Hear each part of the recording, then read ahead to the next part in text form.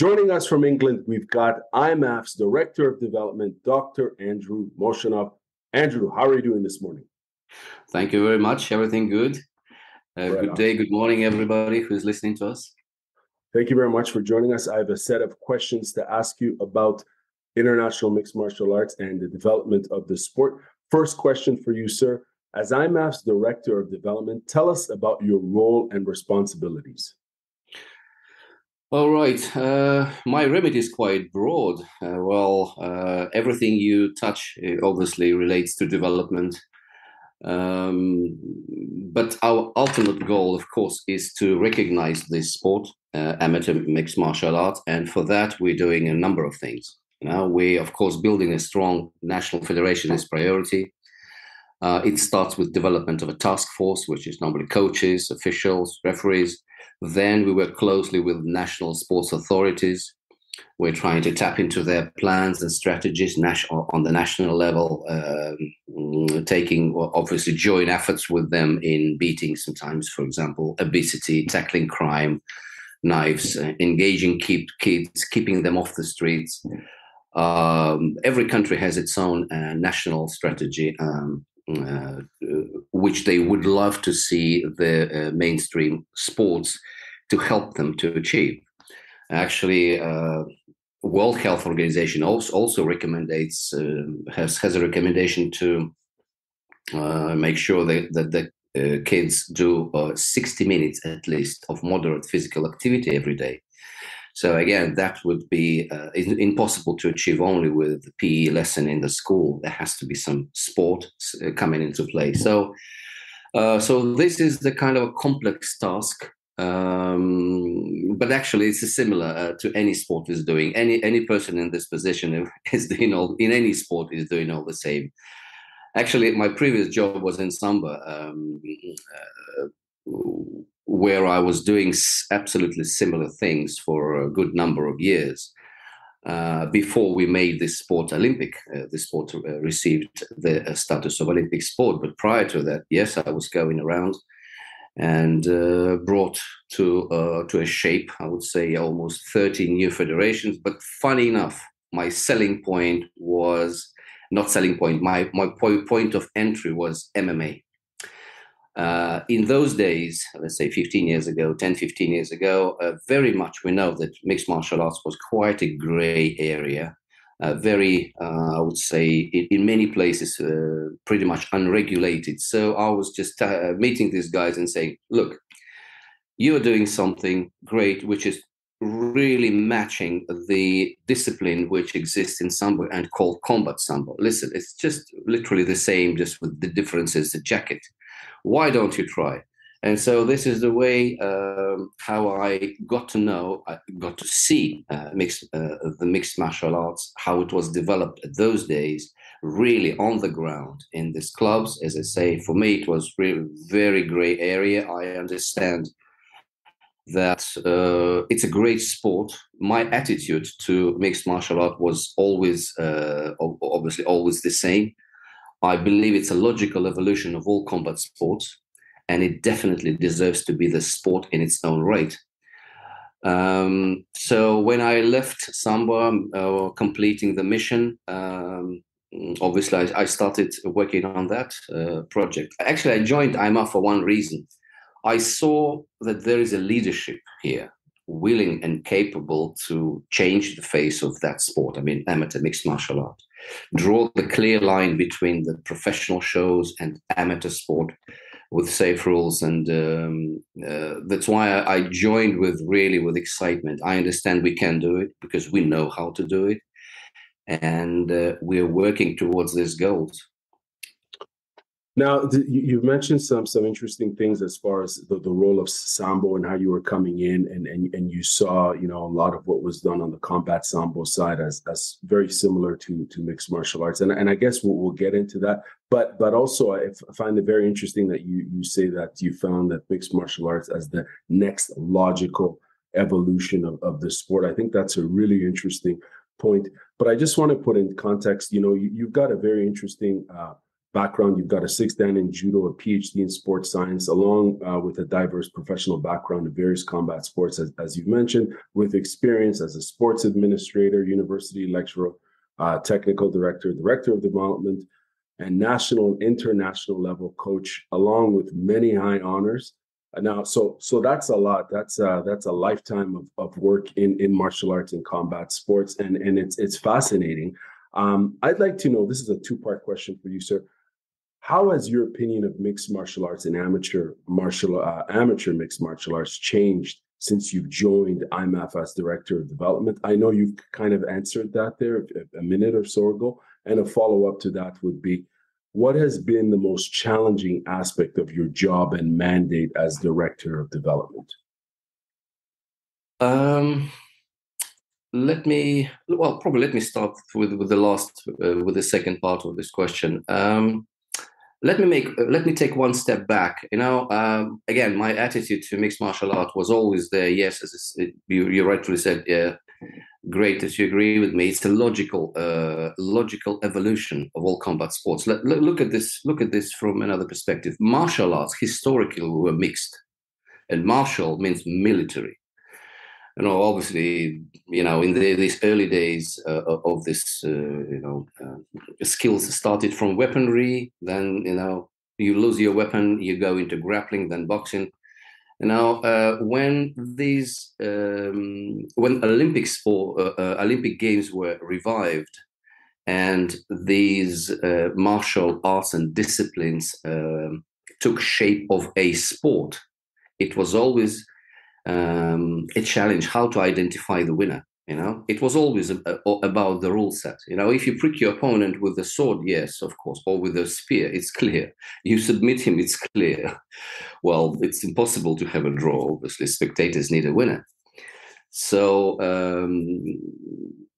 what I'm trying to say, when these martial arts along that long way were developed into a sport, they fall into a little bit of a trap. First of all, they came up with a point scoring system, and then penalties deducting point. And look what happened to the martial art. This is my personal observation. I believe that martial arts turned into martial games. Like in a computer, you start playing with computer, some game on computer, some hunt or quest, and you have few lives. You lose a lot. You lose these lives along the way, and you collect the points and you restore your life. Now, whenever these penalty deduction points and point scoring system are in place, immediately too many tactics and crafty strategies appear immediately. And one of the strategies and tactics are, first of all, I would love to nullify your advantage. I will set you up to make a mistake, set you up into technical fault. And in many situations, in many sports, we see how this contest from purely technical becomes into penalty game. So take judo. These days, half of the score is penalties, because you can't do that, you can do this, you can do this. So when I looked at mixed martial arts, I was always fascinated. This, to me, remained the territory which is, free of that odds. It's the most realistic scenarios. Well, of course, we need to maintain it and keep it safe, but that's what we managed to achieve due to the rules and referees of the highest qualification. Then I wouldn't say there are a few changes which happened already in amateur mixed martial arts, but they're not all due to my involvement. I was part of the team who worked, who were setting the trends. I'm glad to say that. We were setting the trends, and we took all responsibility which trends we are setting. I'm glad when we start developing the youth amateur mixed martial art that we try by all means to avoid some mistakes which the other sports did in the past. For example, that story about whether we should have headshots for youth under 18 or whether we don't. So we insisted that we don't. And we categorically dismissed the proposal to have light contact or semi-contact because, I personally believe that it's fundamentally wrong. From the standpoint of biomechanics, it damages all your technique for future. It will take much time to reteach you, make the full strike when you learned just to stop it somewhere in the middle. Next, what does it mean light? I mean, in our coaching courses, interesting. I had to pick it up from there. In our coaching courses, we have this part. We are saying, guys, imagine the situation. Coach walks in the gym and says, "Okay, guys, it's a sparring. We go light." What does it mean? Nobody knows, and probably it's the worst thing the coach could pronounce or announce in the club. What is light? It's not a very clear criteria, and so we changing the face or shaping and tuning the amateur mixed martial arts. I think we managed to set that development in that direction, which we believe it's beneficial for the sport in the long term. And so far so good. Let's say we collecting the feedbacks from the coaches, and we're happy that looks like we set the right trend. So generally, I'm so glad with that the face of amateur mixed martial art has been changed once and forever. Once and forever. It's different. It is a sport, though of course it's a bit of a struggle to be recognized with these high institutions like Olympic Committee and GAIFs. It is a sport. It holds all the features of the sport. We highlight them, we improve them, we develop them. It's a new ethos here. It's a nice uniform, and it's nothing to do with professionals, which obviously holds slightly different image. Mm-hmm. We're distinct amateur, particularly youth sport, from professional shows. Right, and it's a global sport. It's a global sport, and it's practiced all over the world, and it's gaining popularity. It has gained popularity, and even in terms of youth development. I mean, you have an entire generation of combat sports fans from all over the world in the last 30, 20, 10 years of when you mention combat sports or fighting.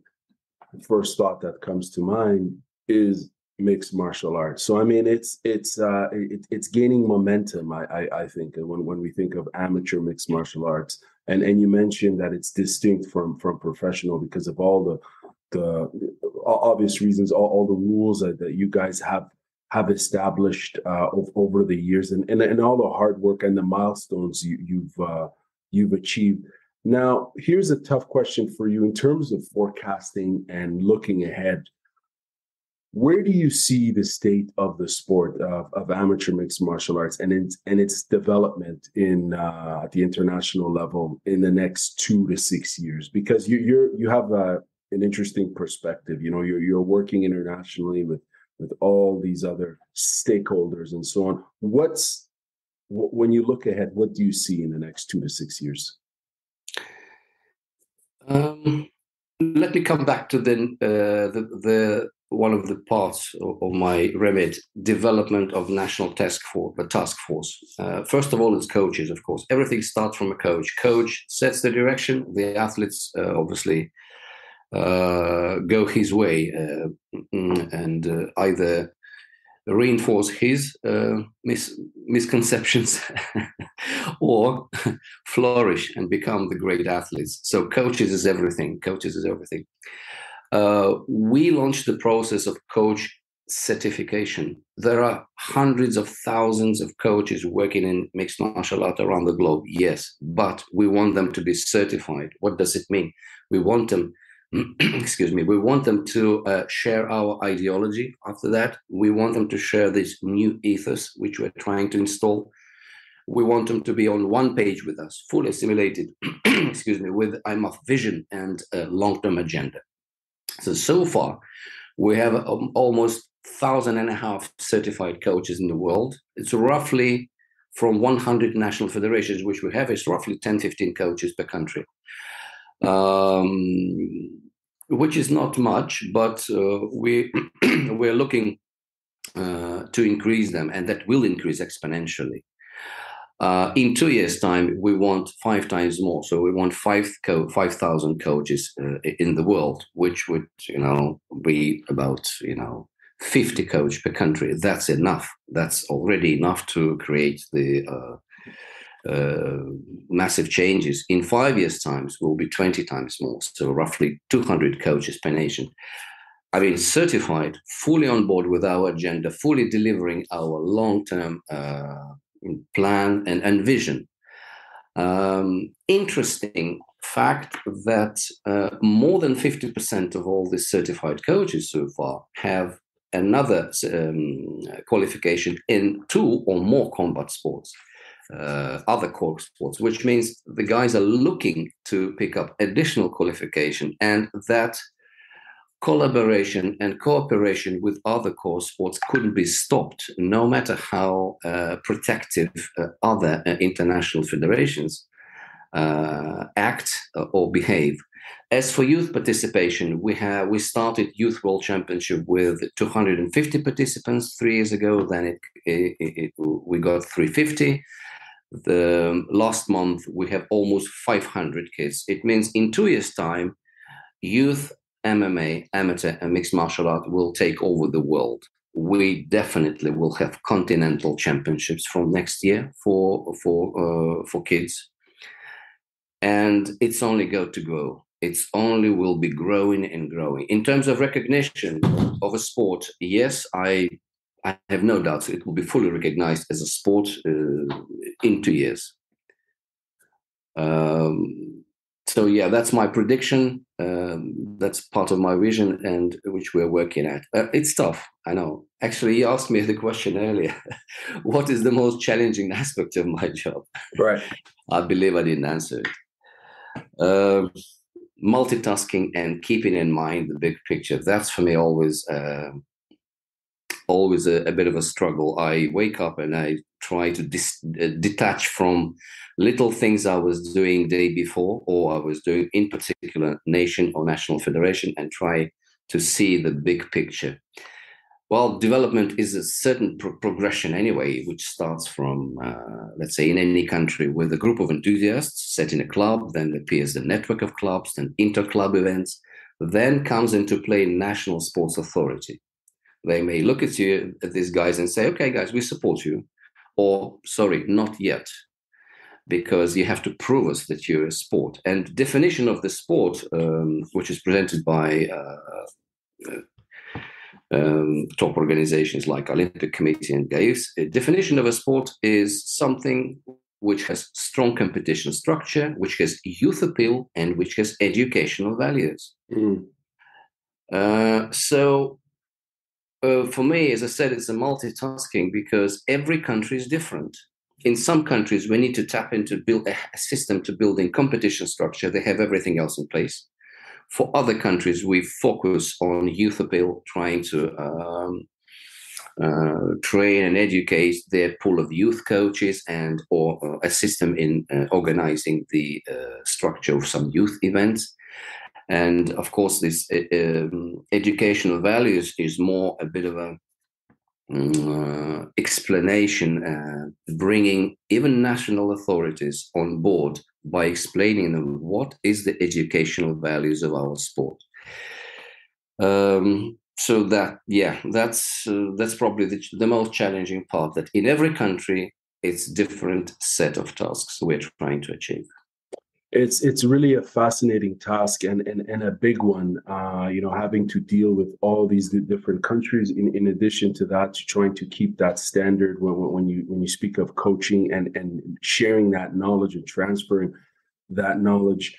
It's interesting hearing you speak about all this because as a fan of various combat sports, be it obviously mixed martial arts or judo or wrestling and so on, we don't hear much about the development side of the sport. Do you know what I mean? And it's so integral, whether it's a core sport, an established sport, or one established within the international community, Olympic community, and those institutions like Gaius and so on. Like, it's interesting to hear, how these things are formalized and worked. I think that access to information and awareness for fans, practitioners of the sport is really important. And you mentioned how you are focusing on coaching development first, on the role of the coach, which I want to get into, and also the topic of educational values, which you mentioned now.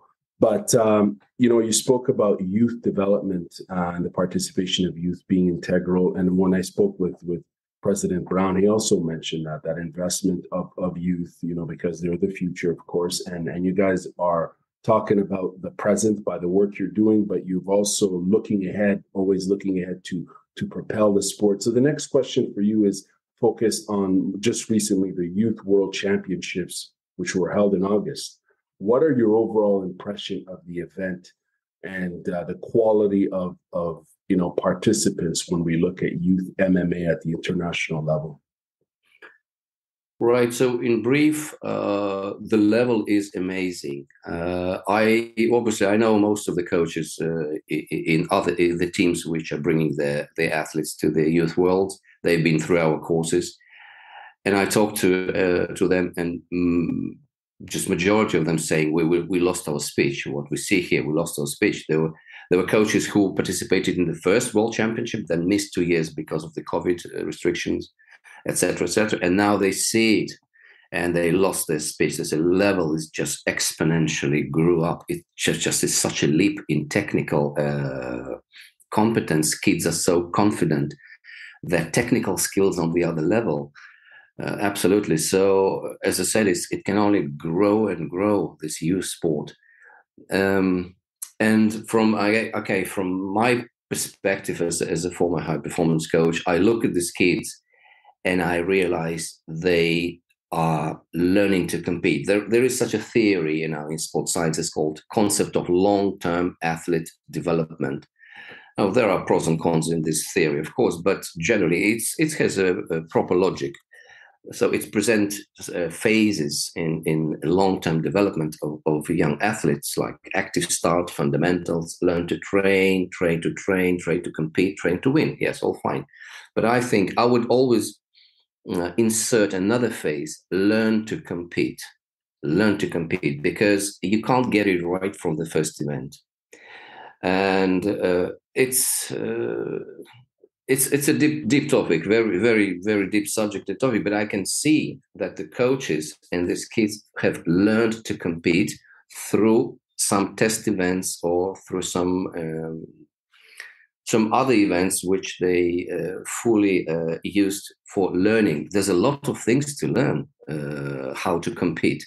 First of all, it's a routine of the last month, a routine of the last week, or your warm-up routine.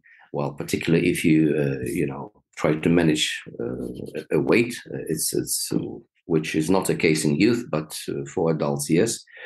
It's that routine of the last 30 minutes routine before you go into the cage, how you focus psychologically. It's all routines which need to be tested, and the best option or variant, you need to stick to it, and that takes time. And I see that these competitive kids, not all of the kids who are practicing mixed martial arts are competitive. We know that for a fact, probably less than 5%. But still, those kids are so focused and so professional by their professional approach, obviously, which they were led by their coaches, definitely. So I am fascinated to see these kids, and I just only can imagine what is going to happen next year. Yeah. Yeah, you've written about this recently, actually, in an article titled "Youth Events Are a Great School for Children and Their Future Success."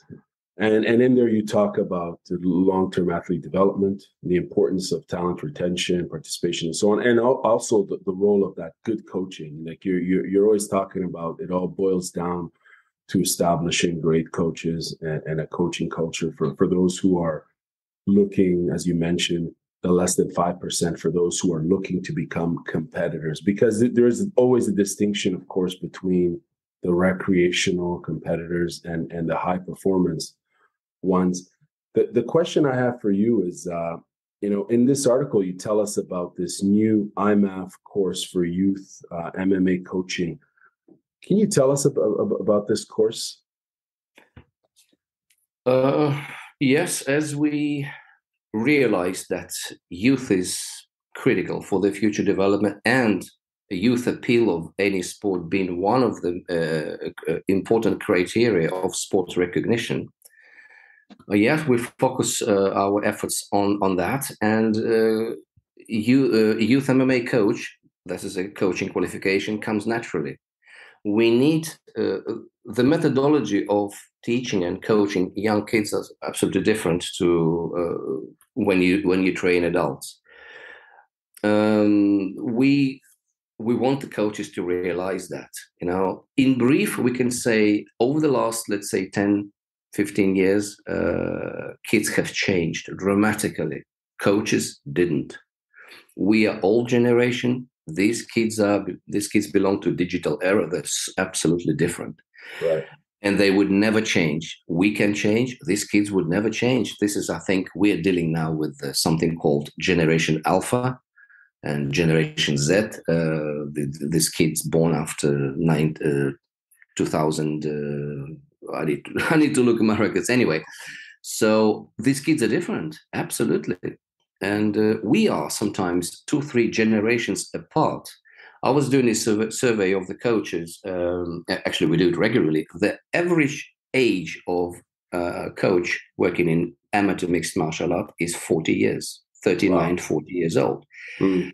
Yeah, of course, could be young guys, but there are no young guys coming into this business. It means they're all core, all, dinosaurs trained in a different way themselves. And we are 2-3 generations apart from the kids we're trying to teach. Of course, they don't understand us. We need to come on their wave. And what scientists are saying, they're actually ringing the bell. Education landscape will dramatically change in the next 5, 6, 7 years. So old methodology doesn't work with these kids. They are willing to learn in the different mode. We're talking in this course about how coach need to reshape the training session, because let's speak business terms. Client has changed, your business needs to change. You need to change everything from the aims of the training session to the methodology, even to the structure, because the drama of this generation is the attention span. They're not with you. If you don't catch them within 4 seconds with something interesting for them, you lost them. Within 2 seconds, yeah. Yeah, I know you have a little kid, you know better. Yeah. Yeah, so you lost the class if you don't catch them. So these techniques we introduce to coaches, we trying to really alarm them that this is what's happening. And what's happening exactly, that 80% of the kids around the age of 12 quit the sport. Half of them may try one more time another sport, and the same 80% quit again. So something is going wrong. Must be, well, coaches definitely is doing something wrong.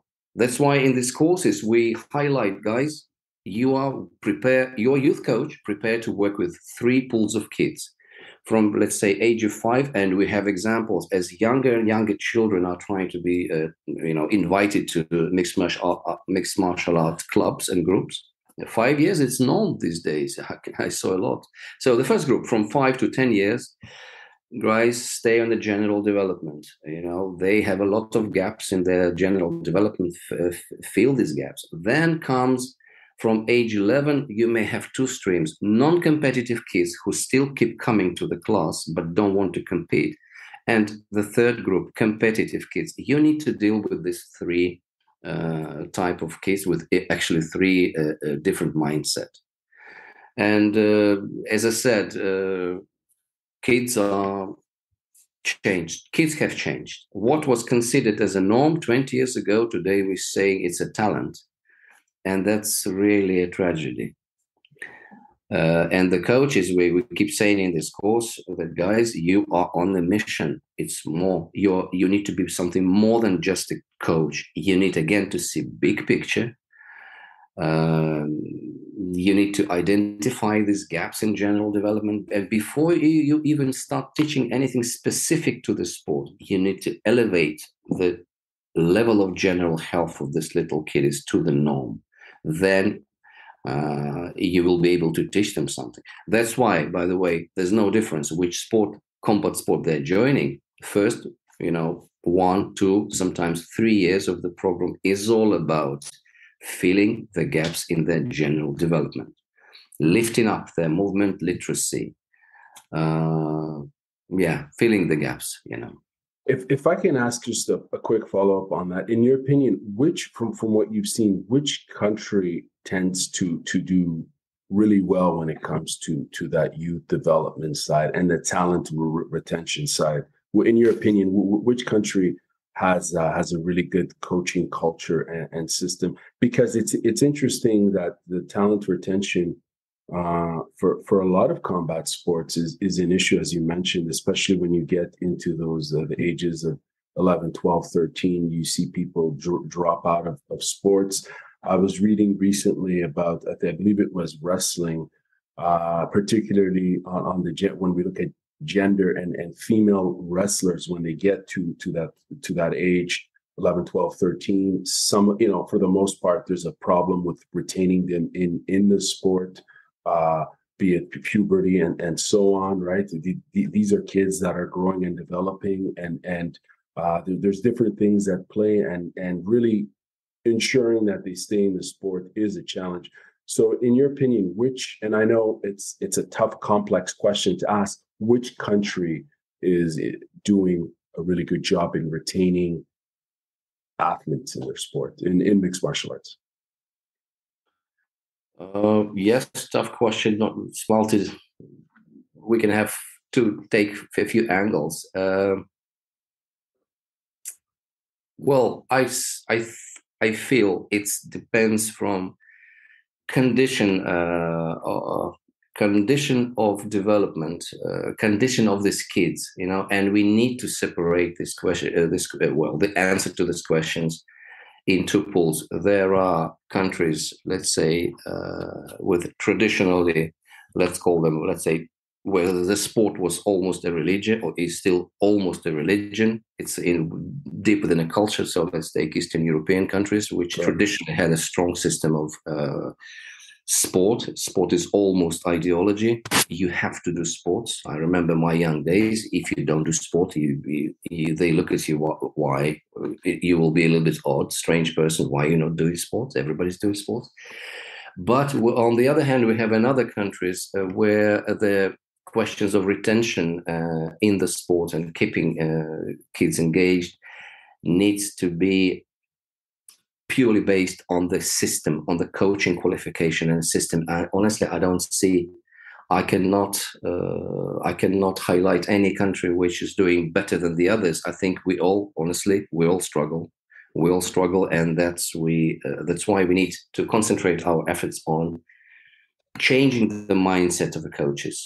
It all comes from coach. As I said, kids will not change. We need to change our coaches and our methodology. Well, coming to these countries where the sport is inbred in the education, Tajikistan, for example. Recently, I was there. It's amazing. It's amazing. But again, it's a culture. It's a culture. Everybody wants to be strong. Dagestan, everybody wants to be strong.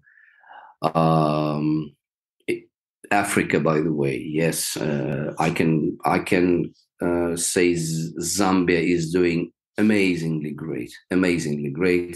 But again, it's down to individual who set that direction for the federation. kids in Africa naturally strong. It's a raw talents there. All it takes is a good coaching and some chance. Hmm. I would guess South America also. Um, it's not easy at all to answer this kind of question. No, I totally hear you. I'm asking. It's a tough question to ask, but I appreciate your answer there. I just want to go back to your article. There's a quote that I found really interesting. The quote reads: "The recreational side of sport ought to have a strong system of rewards and recognize non-competitive progress. That is why MF is consistently pushing for a grading system. So-called educational values of the sport are almost a buzzword in international sports." So the question here is, what are the criteria for grading and why grading at all? And after that, I'd like to know, do all combat sports have an educational value? And I know you mentioned this earlier. If so, why do some articulate and promote these educational values? Right. Okay. Again, educational values is one of the criteria of being a sport. Okay. If we are a sport, we do have it. So let me put it this way. Um, Let me put it this way. Again, this pool of kids in a club scenario. The first competition, and little Johnny has lost.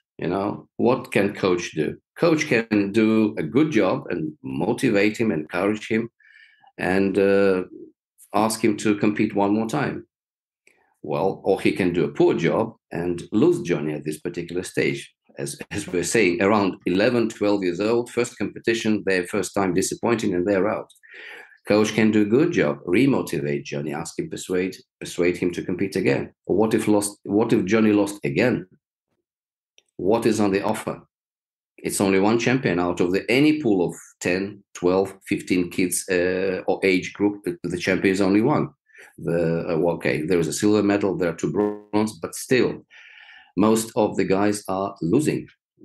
They're left without any medal or place. So let me rephrase the question: what is on the offer for that journey?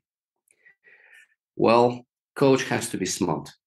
He may say, this is your competitive experience, but your main achievement is we will recognize your progress in a non-competitive way. Again, 95% of the kids don't want to compete, and if we force them, we lose them, guaranteed.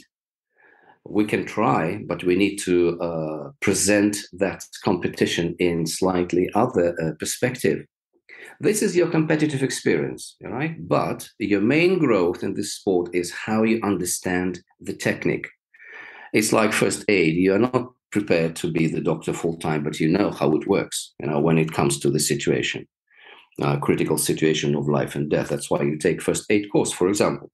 So there are 300 techniques on the list so far at the moment in our syllabus. They are composed in grades. There are semi-grades, 20 moves, 20 technical moves per grade. And if Johnny, in a way of technical examination, presents this technique in the manner which satisfies the coach, from the terms of biomechanic, from terms he understands of the best opportunity, when is this technique can be applied, why not can we say that Johnny understands this sport?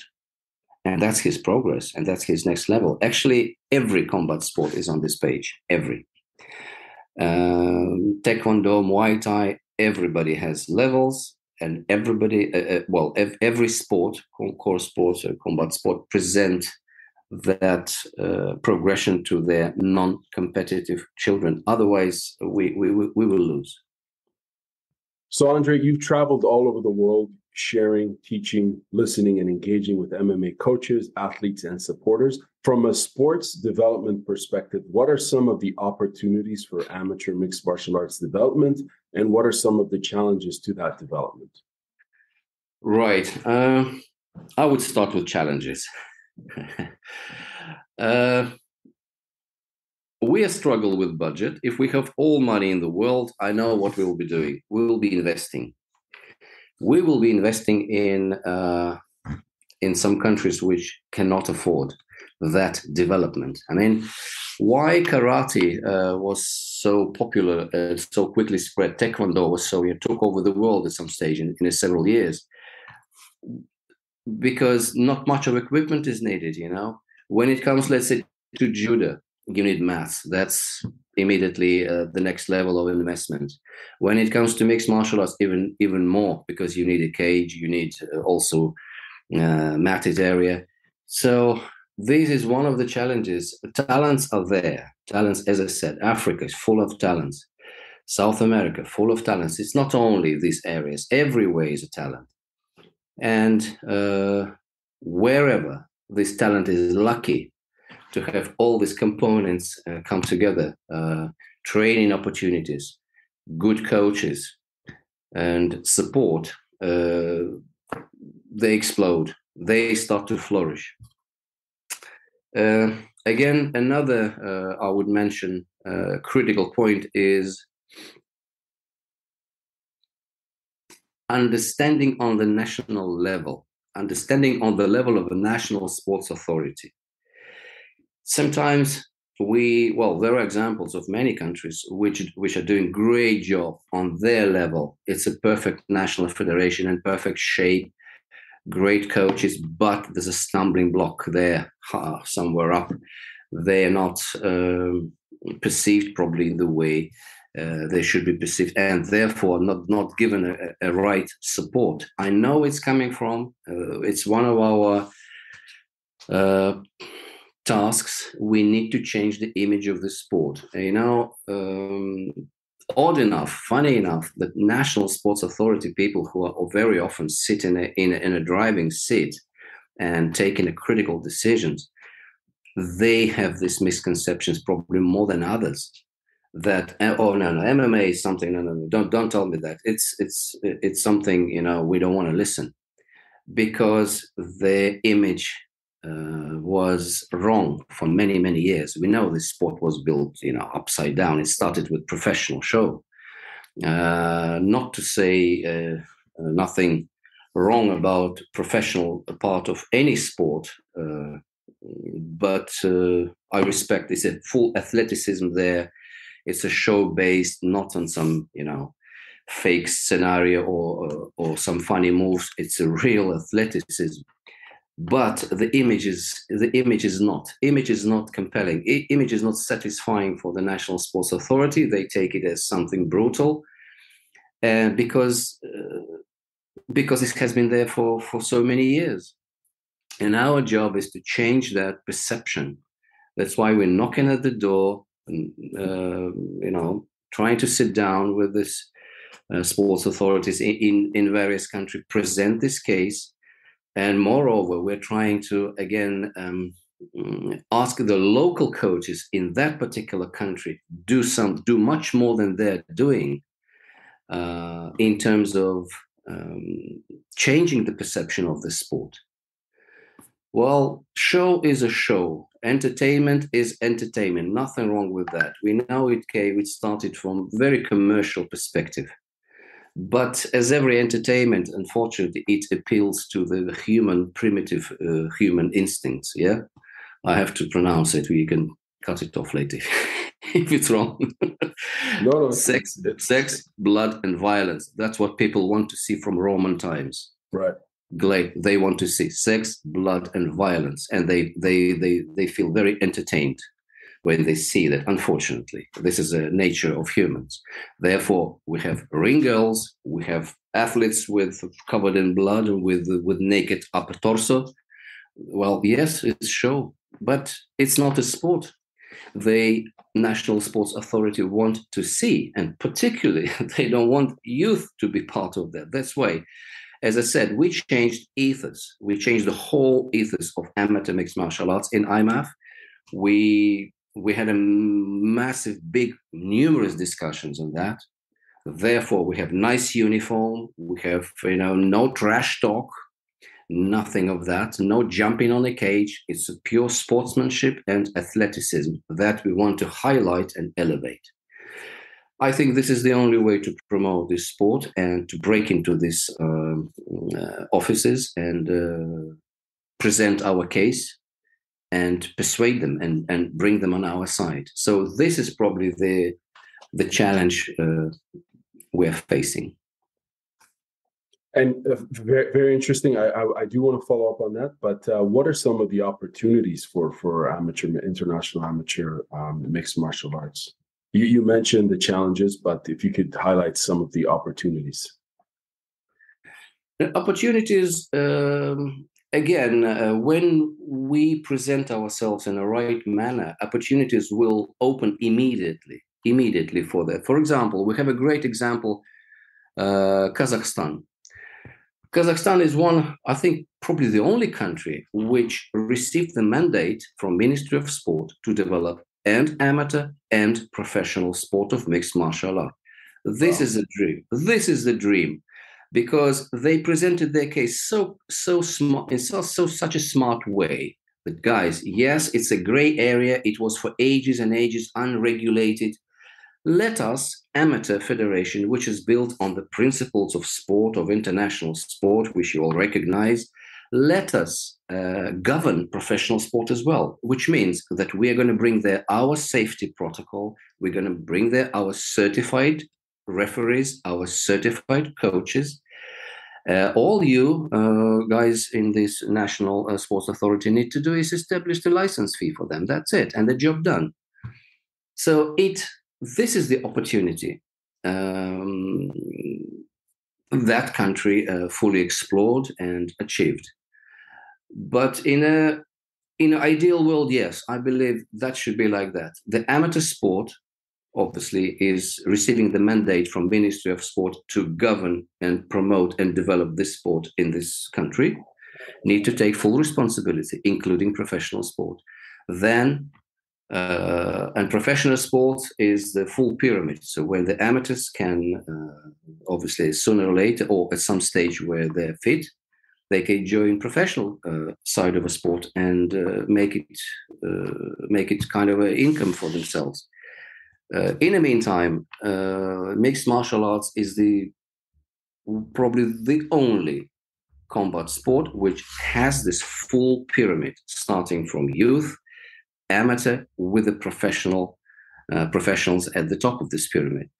And that is a really unique situation. That's a really unique situation. When, let me repeat, when this is presented to the Ministry of Sport, they, I don't see the reason why they should immediately approve and support that sport in the country. And that's, for me, is the biggest opportunity to explore that avenue rather than anything else.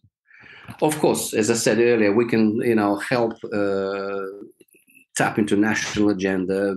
Yes, our sport also helps some national, local, long-term strategies, beating obesity, beating crime. Yes, we can, and we do. And we have a lot of examples how different federations bring their contribution to that particular part of the sport in the country.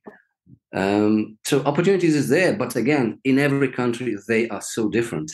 Right. So that's another round of multitasking, but it's there. Yeah, for sure. No, absolutely. We can only imagine as to how complex that is, going from country A, B, C, and so on. But speaking of which, you mentioned Kazakhstan as a really good example as far as amateur mixed martial arts development. Are there any other countries that you can highlight that are really making an effort in solidifying the sport in their country? Sure. I'm following closely Saudi Arabia, for example. We already did 3 courses there. 2 coaching courses, one for males and one coaching course for females. I love to see what they're doing. They took most structured approach to development. They started with coaches. They started with they offering membership to the different clubs in the country. They are building the competition structure right now, and they are building their youth development as well. So they divided the country in 4 zones, like in National Hockey League, east, west, north, south. They organize various events between the zones. So they're putting in place competition structure. One of the first criteria of the recognized sports. Second, youth. They are all focused on youth. Actually, they had a massive success at this Youth World Championship. They got their first gold medal. It's Right. amazing. Right. And educational values is there. They adopted the grading system. Everything worked, and they did it in such a short time. Amazingly, within a year, they just established themselves as one of the most structured federations. United Emirates, Arab Emirates, also on the same path. Right. Mauritius recently put everything together and got recognition from Ministry of Sport, and I do believe from Olympic Committee. So yeah, there are countries which I mentioned known for very quick,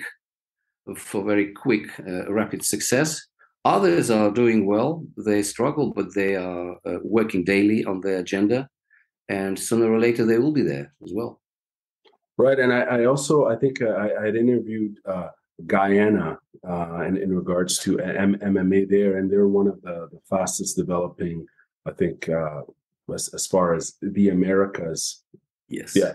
So, you're right. You're right. I should have mentioned that.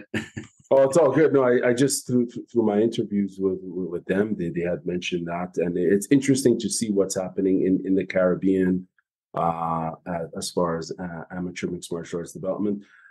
And it's always interesting, and I know you mentioned Kazakhstan. It's always interesting to see how some countries are really fully invested in combat sports because they may have a really strong judo program, freestyle Greco-Roman program, wrestling program, boxing program, and it's like combat. Some countries really buy into combat sports. They really see the value of combat sports.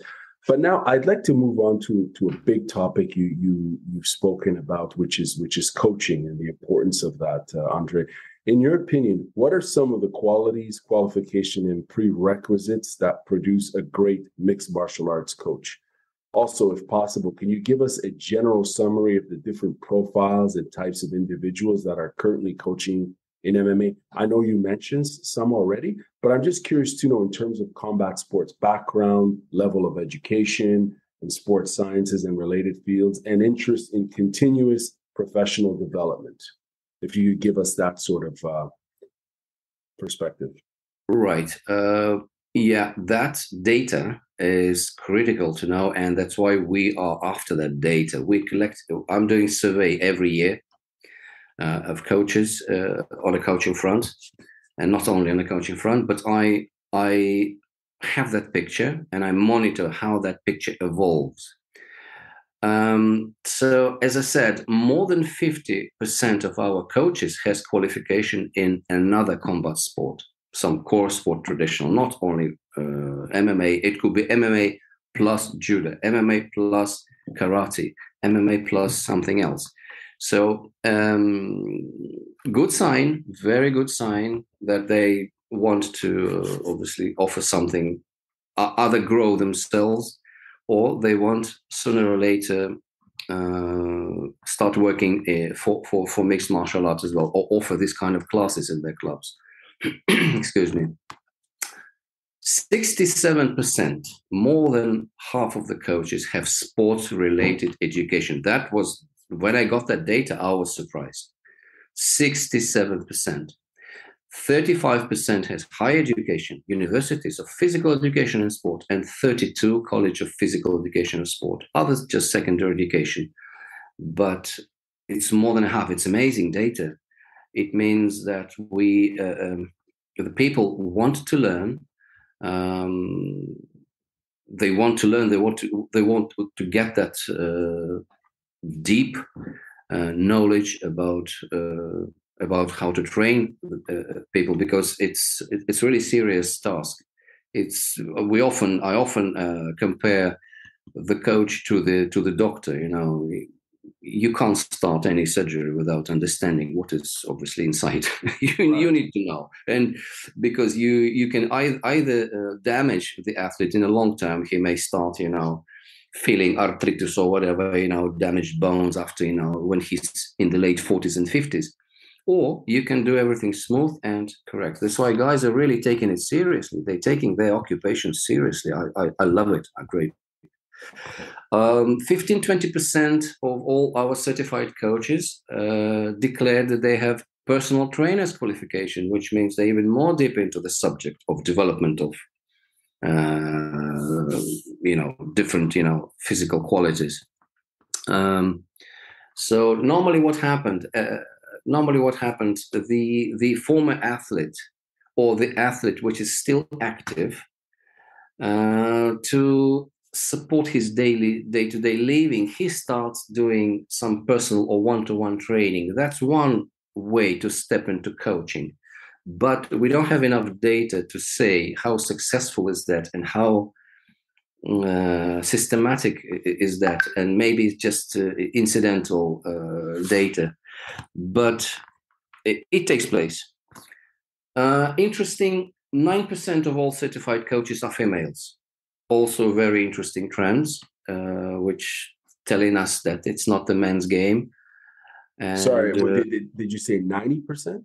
9%. 9%. Okay. 9%. So one of 10, literally one of 10 coaches is a female, which is great. Then average year, as I mentioned earlier, is 39, 40 years. That slightly rings the bell for us. There are not enough young coaches, which means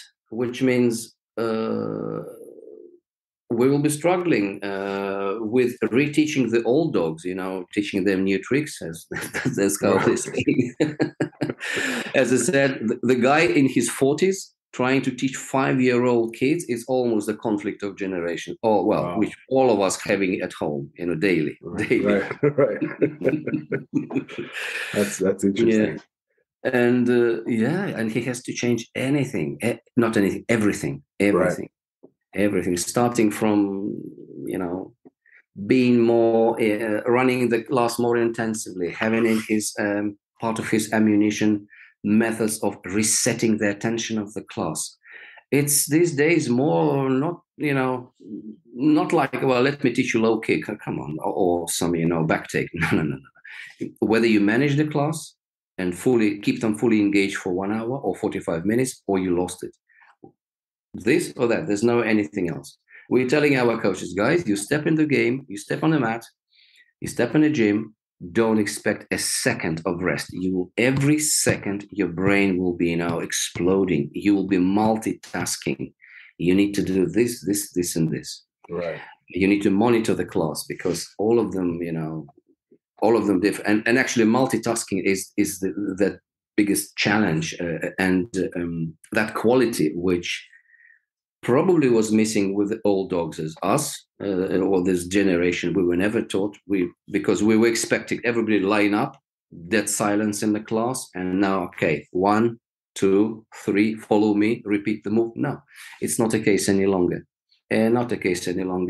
So coach needs to be prepared for multitasking, literally to run 2, 3, 4, 5 programs in one class for 2, 3, 4, 5 different groups of students, because mixed abilities class is what is happening right now. The classes are most mixed in their abilities.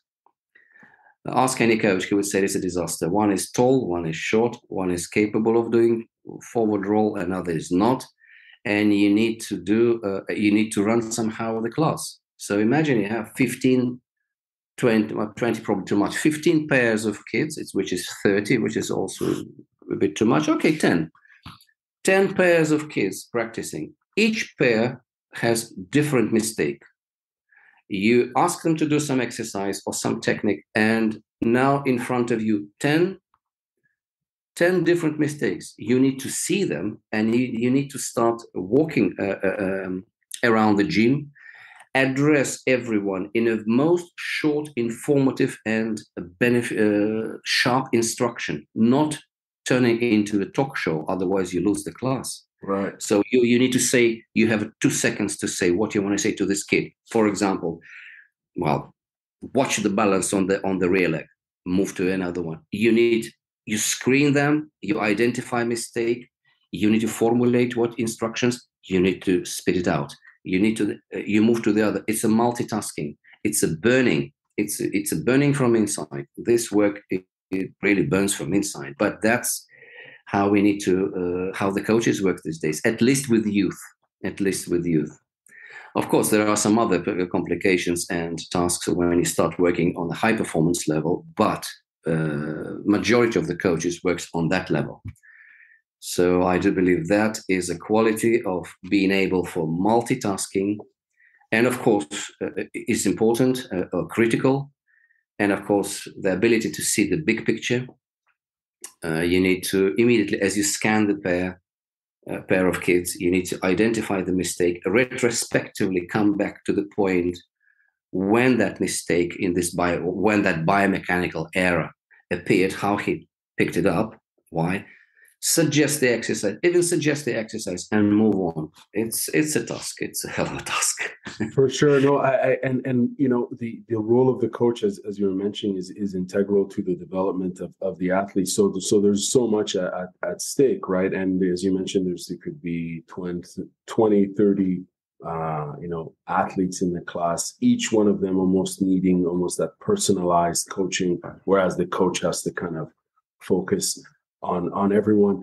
It's interesting because I just want to make a quick opinion here, observation. In the topic of professional development in coaching is not something, or continuous professional development is not something we hear much about as fans of combat sports. Like that continuous learning that a coach needs. And I'm speaking, be it recreational or professional. We don't hear a lot about that. It's almost like the focus is always on the athlete, but there's a whole, quote unquote, support staff around the development of the athlete. And it starts with the coach and their willingness to continuously learn. And, in this interview here, what I'm hearing is that, there are many challenges for coaches in all combat sports, in all sports, quite frankly. But as we're speaking about, amateur MMA, investing in education is key, right, to the development of one's coaching style, and also the development of the students, be it recreational, young, or high performance. I'm curious, as someone who's been involved in combat sports for quite some time, and you've coached internationally in judo for 2 countries. What's the best coaching advice you've ever been given or learned through your own coaching experience? Yeah, I've got a few great advices, but let me answer. Let me mention what you just asked. We do have the system of revalidation. We insist on continuous professional development. And all our coaching licenses and given to certified coaches are valid for 2 years. Then they need to take a refresher course, nice, which is sometimes online, which takes 30 minutes of their time, an hour time, but it's a gem of all latest trends. Sometimes it could be a video example or whatever, but we keep them on that path. We want them to recognize that their skills need to be refreshed. Right. We have that in place, which I'm glad it's another achievement IMAF has done, comparing probably to the other sports. As for advice, yeah, I was obviously given a few advices, but the one which stick to me forever was my coach told me once when I started. When my athletes grew from beginners recreation into high performance as well. So he told me, remember, athlete is a pencil. Think of him as a pencil and think carefully each time you want to sharpen that pencil, because the day will come, the pencil will be very small. and you won't be able to sharpen it any longer. So Right. I still keep thinking about it, what he really meant. Hmm. Now it almost sounds like some Buddhist wisdom, but Some Zen Buddhism, yeah. yeah, but exactly, I got him. I got him one day, and I realized, yes, we all have our limits. Right. Athletes even more. So when it comes, the real meaning of this phrase is, coach needs to be caring. It's and moreover, caring. He needs to save his, extend his life, extend the life of his athlete in a high performance sport, not to shorten it, but to extend. Mm. So this means, how many competitions per year would high performance athlete will do? Well, in mixed martial arts, I would say 4. Otherwise, it's a full contact. In tennis, for example, 38. It's almost every week. Right. But we have 4, which means it's not even necessary to sharpen and conditioning the high performance athlete, top athlete, to every event, because sharpening and conditioning takes, well, I would say 6-7 weeks of high intensity training, and which is burning, which is actually, this is where you use the resource, the inner resources of an athlete. If you start picking him and conditioning for every event, that pencil will grow less and less. So I came through the phrase to understanding that there are events to learn and events to perform. That's what I mentioned earlier, the stage of learn to compete, but that was for youth. Same is valid for adult athletes. So you can you can be pursuing different tasks at this event. As I said, you decide for yourself the formula of the last week or the last day or the warm-up prior to contest or last 30 minutes before the match. There are many options to do that, and the athlete, especially high performance athletes, needs to find that magic formula which works for them and stick to it. And if it's done at the learning events, there's no need to sharpen his pencil. Well, you understand, he, well, probably will be wise and honest to say to him, right, listen, here, our task at this, let's say, well, nothing wrong. If it's international tournament, doesn't matter, but we're here to, when you need to get it right. You need to get right your warm-up prior to contest and that thing and that bit. How you perform, I wouldn't say it's not relevant. It is relevant. Do your best, but it's a clear target. What are we doing?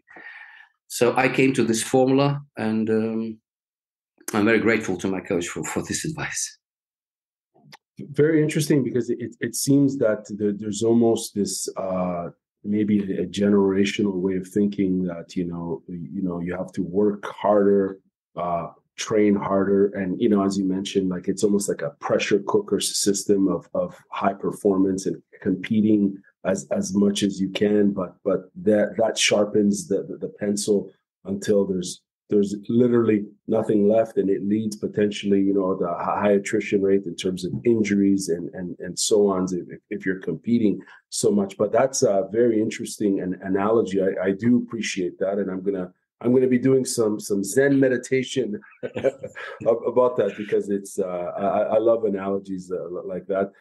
Next question for you is, I'm just wondering, from a sports science perspective, what, in your opinion, when you look at the core combat sports, speaking about Olympic sports, boxing, freestyle, Greco-Roman wrestling, Taekwondo, and Judo, which one of these are the most physically and psychologically demanding and overall taxing, in your opinion, if you were to do a comparative analysis of all of these core sports? For me, sport is always about biomechanics. Every technique has its own biomechanics. So I would say the combat sport which has the closest biomechanical structure of the core movements is probably will be combat sambo, wrestling, and boxing in the order of in the descending order. That's why we were so concerned about this bringing or not bringing in semi-contact or light contact, because it affects biomechanic. Or you have it or you don't have it. It's a long and exhausting way to reteach somebody. at the age of whenever, 18 especially. That's why my prime considerations is always biomechanic, and a lot of biomechanics takes a lot of part in our coach education courses, because what is it a coach seeing mistake or doesn't see mistake? It's biomechanic. He sees or he doesn't see it. That's it. So it's all about that. Physiologically, if biomechanics is right, I don't think physiologically we can train anybody. Really, we can train anybody, because there are many systems how to top up his conditioning. That's doable. But if his biomechanic is wrong, sorry, he would be struggling to against a very skillful opponent. Definitely. Psychologically, that's for me all about mindset. All about mindset. A very broad topic you mentioned, psychologically, who is closest to mixed martial arts. I think, again, it's all about mindset. Look at the NBA or National Hockey League. The guys can score in the last second. They can score, they go for it, regardless of overall situation in the match. They go for it. Same as our guys in mixed martial art. It's how to develop the psychology of a winner. It's a very long process. It has to be meticulously structured. It's much more demanding and much more taxing, as you said, rather than development of any given physical quality, speed, strength, or whatever. We know, give a good coach, conditioning coach, 21 days, 3 weeks, and you will see improvement in speed or strength or endurance, whatever your task is. In 6 weeks, definitely, you will get the serious, significant gains, right? But psychology takes years. It takes years. It should start with the right environment, and it should be the last phase of psychological training also needs to be very meticulously planned. We know that at that end, at the last end, there are a lot of programs on development of special techniques, how to keep focus on the technique, how not to be distracted by other things. TCUP, so-called T, it's abbreviation, mnemonic TCUP, TCUP, think correctly under the pressure, one of the programs which I came across in my days, TCUP. Yeah. So there's a lot of techniques when you start working, but before you have to have a base. And the base of good psychology of winner, I think, is his confidence. And his confidence is built by way of introducing him to the losses. So sometimes somebody asked me, what's the value of the sport? And I said, or I came to that understanding myself. The value of the youth sport is the possibility to lose in the controlled environment. Because what happens in the rest of the life, if we start preventing people from losing or avoiding any competitive activities, which is happening in some countries, they forbid kids to play, to score during the lesson break in basketball because that might offend someone. No, that's a road. It's too much. That destroys completely the whole idea. The whole idea is introduce, give them the opportunity to lose, but then manage that situation. The athlete needs to understand that he knows how to deal with the loss, and he knows how to come over and become stronger. When he knows that part, he is not afraid. When he is into some new tactics or new strategy on another level, that thought is not drilling his head from inside. Oh, I may lose. So what? I know I may lose, but I know how to deal with that. So I think it starts in the youth.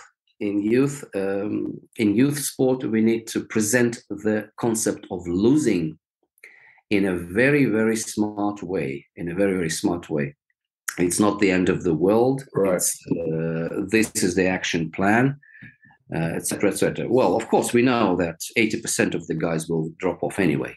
But the others, once being introduced to the concept, this concept of dealing with the loss, they will be only stronger. And then only that pool of talented guys will move on through all this high performance pyramid. And at the end, we will start working with them on that strategies, teacups, and focusing on tactics and keeping the tactical structure of the match and strategies, etc., etc. So, yeah. There's a lot there, and in particular, when you speak of learning how to lose as a way to cope with life, quite frankly, because there's some transferable skills with life outside of sports, and developing as a person, right? So it's very important. I have one last question for you, sir. Thank you very much, by the way, for this has been an excellent conversation. I'm curious to know, now you've previously worked in judo and sambo, but now you're working in amateur mixed martial arts. How have your previous experiences in both judo and sambo transferred over into the world of mixed martial arts? What skills or perspectives have you developed while transitioning into this new space?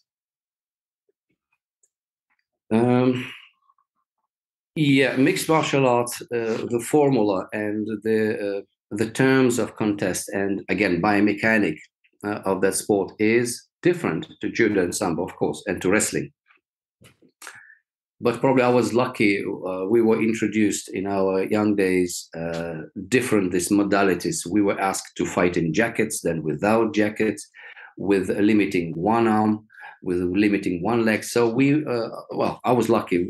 I had a good coach. He introduced me to that you need to adapt your technique, adapt to the circumstances. MMA definitely is adapting all techniques from combat sports. We know in pure form the techniques from combat sports do not work.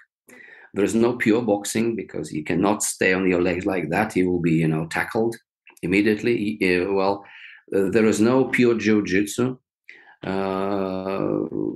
First of all, put the gloves on and start to do some groundwork. Half of the jiu-jitsu technique will disappear because obviously the glove is a little bit too big to be fitted in certain ways. So it's all about adaptation. And in the early days of mixed martial arts, yes, the guys were jumping from other sports, other combat sports, and they would be able to surprise someone with surprise techniques. But the sport is not based on surprises. It's it is based on the proper technical repertoire and understanding when and how it is applied. So I came to understanding that all the guys with the previous luggage or previous experience in other combat sport need to undergo serious adaptations of their technique, which they're honestly doing. Technique itself, be it a throwing technique or technique of taking down, even the striking technique is slightly different. Moreover, on the bigger algorithm of fight, judo, sambo, and wrestling are the sports where they have contact through grips. Let's say grips over the jacket. It's not happening in MMA, right? It's not jacking. It's not happening. Technique has to be adopted. Moreover, the latest statistics tell us that in mixed martial arts, in the contest, in mixed martial arts, almost 60% fighters are spending with no contact. They're moving. 60%. In judo or in sambo, you're not into grip. After 5 seconds, you're penalized. So they force you to come into the grip and start, obviously, because spectators are waiting. They can't wait for something to happen. This mixed martial arts is different. The guys are changing angles. They're moving, and that's the whole world. Movement it's a whole new world for many. For many former wrestlers, for many other guys who are, from sambo, from judo. Same for strikers is a big world, how to fight against the fence, how to fight on the ground. So it's permanent adaptation. It's permanent adaptation. Moreover, even more, judo and sambo are open mat contests. Fence work is absolutely missing. That's why people are used to do that tricks. It's one of the trick to roll out off the mat and the contest is stopped. There are many escapes based on that you obviously either do some risky technique at the edge of the mat. So in case of you're counted or you're blocked, you have a chance to roll out of the mat and the contest will be stopped.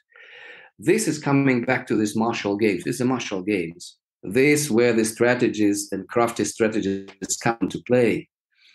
And of course, what the referee needs to do next, penalize you for going off the mat too often. And then we turn the whole technical sport into game of penalties. So mixed martial arts has different scenario or different algorithm of the fight, which is great, which is really great. But what I'm saying is the techniques from other sport are valid, they're efficient, they're useful, but they undergo adaptation, permanent adaptation. That's the way forward.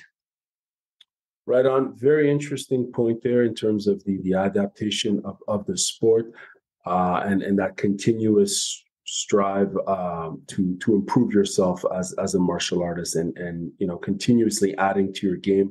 I want to thank you very much for your time. This has been a really interesting conversation. I've learned a lot. And I'm hoping to interview you again in the future, obviously, because you have experience in other sports that I'm interested in, judo, sambo, and so on. So hopefully we can have that conversation. Have yourself a wonderful day, and thank you very much. Thank you very much for listening to me. Apologies for my stuttering English. It's not my native language. Your English is better than mine. I was the one that was stuttering and so on. So thank you very much, sir. Have a wonderful day. Thank you. Thank you.